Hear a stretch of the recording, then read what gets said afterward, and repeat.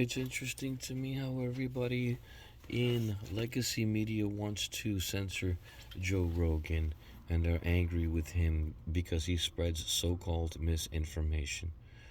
Who is the arbiter of misinformation? There was a time when scientists were esteemed because they were not political actors, because they presented the data and nothing but the data, the facts. And um, they gave a perspective as how those facts relate to a human being. Your structure, what it means to you if you get a vaccine, or if you undergo some other kind of procedure, or suffer through some sort of environmental exposure, right? Joe Rogan is a person who likes to have discussions with people who are learned in their subjects in order to enrich his mind.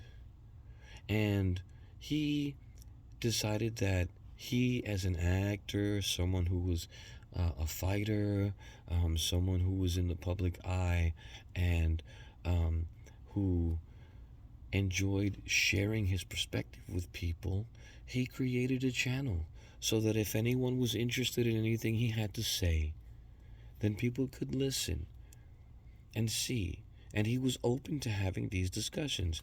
And the people who were willing to come on his show because they recognize his good nature and recognize that he is asking them questions in good faith because he genuinely wants to understand. And so they elucidate him with their perspective. And this is something that human beings enjoy.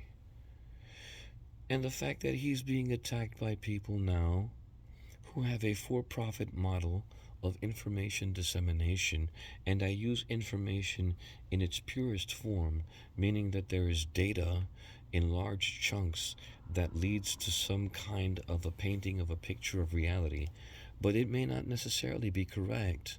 It may not necessarily be in accordance to the scientific observations that have been documented with respect to any particular event. And for those of you who think that that's word salad, it's only because you don't understand the words. But the idea here is Joe Rogan is someone who's having conversations with people who he thinks is interesting. He wants to learn. And to the extent that anybody else wants to learn from what these people have to say, he's willing to share that.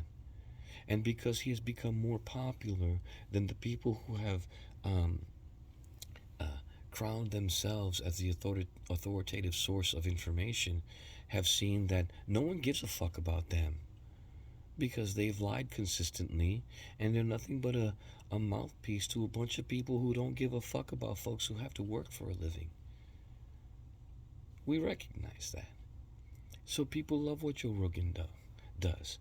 They love what he does. They love the conversations that he has because he's enriching our minds by availing us to information we wouldn't otherwise have access to, simply because he's intellectually curious enough to ask the question, and he has a platform that allows him to share that information with a lot of people.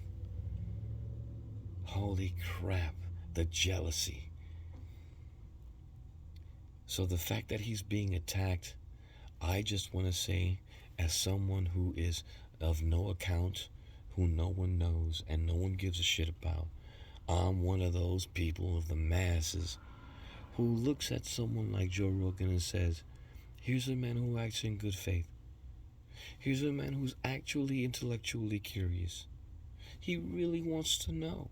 And it just so happens I want to know those same things. And he's got the clout that people who actually are learned in those things, who could really present that information in a way that someone even as dull as I am could understand it, they're willing to talk to him.